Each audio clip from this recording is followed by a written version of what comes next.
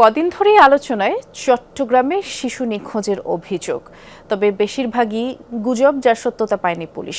ফেসবুকে ভয়ভীতি ছড়ানো কয়েকজনকে ডেকে সতর্কও করেছে তারা।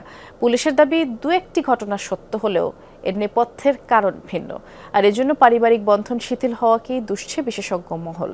সিলন ফ্যামিলি ব্লেন্ডের কড়ালিকার আর সতেজ সাদের পারফেক্ট ব্লেন্ডে স্বপ্নেরা মিলুক টানা। চট্টগ্রাম মহানগরীর ঈদগাঁও এলাকার মোল্লাপাড়ার আমেনা বেগমের একমাত্র ছেলে 10 বছর বয়সী ফাহিম রাগ করে ঘর থেকে বেরিয়ে যায়। এরপর থেকে নিখোঁজ, সম্ভাব্য সব জায়গায় খুঁজেও মেলেনি সন্ধান। আজকে 1 মাস 8 দিন গেছে, আমার ছেলেকে পাই না। মানে এর আগে গেছে, আসছে, করছে, এখন মানে এবার যাই আর আসে না আর কি। ফাহিমের মতো চট্টগ্রামের বহদ্দারহাটের নিউ চাঁদগাঁও আবাসিক থেকে গত সপ্তাহে নিখোঁজ হন 17 বছর বয়সী মাদ্রাসা ছাত্র মিনহাজ। 3 দিন পর সন্ধান মেলে তার। অস্বাভাবিক, ওর মানে চলাফেরা একটু অন্য টাইপের হয়ে গেছে। ও একটু যখন ওষুধ খাইছে, ওষুধ খাওয়ার পরে একটু সবসময় কি ঘুমের ভাব থাকে। খালি একটা গেঞ্জি, তারপর একটা লুঙ্গি আর একটা স্যান্ডেল, সরি স্যান্ডেল, এগুলো পরে বাইরে গেছে।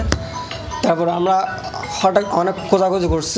গত কয়েকদিন ধরে নিখোঁজের ঘটনা বেশ আলোচিত হচ্ছে চট্টগ্রামে। কয়েকটির সত্যতা মিললেও বেশিরভাগই গুজব। সামাজিক যোগাযোগ মাধ্যমে ছড়ানো এসব গুজবে উদ্বিগ্ন অভিভাবকরা। নেশাদ্রব্য ছেলেমেয়েদের সঙ্গে জড়িয়ে থাকে, যার কারণে আমরা বাবারা তার জন্য খুব টেনশনে থাকি। বন্ধু বান্ধবের তালে পরে তারা চলে যাচ্ছেন, কিন্তু কোনো মা বাবাই চায় না যে আমার সন্তানটা আজকে এলাকার ঘরের বাইরে হোক। যে কজন শিশু নিখোঁজ বা কদিন পর ফিরে এসেছে, সব ঘটনার অন্যতম কারণ ঘরে বকাবকি অথবা স্কুল ও মাদ্রাসায় পড়ার চাপ সইতে না পারা কিংবা বাবা মার সাথে দূরত্ব তৈরি হওয়া।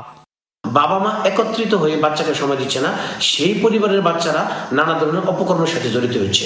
যে সামাজিক একটা বন্ডিং কিংবা পারিবারিক একটা বন্ডিং, সেটার একটা বিচ্ছেদ কিংবা ছেদ যখন ঘটে, তখনই সে পরিবার থেকে বিচ্ছিন্ন হয়ে যায়। সোশ্যাল মিডিয়ায় 1 মাসে এই অঞ্চল থেকে 30 থেকে 35 জন শিশু রহস্যজনকভাবে নিখোঁজ ও প্রচারণার সত্যতা নেই বলছে পুলিশ। এই ধরনের কোনো ঘটনা ঘটেনি।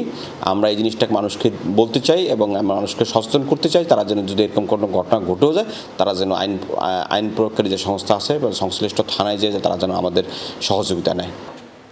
মামুন নুর রশিদ, অভি, যমুনা নিউজ, চট্টগ্রাম।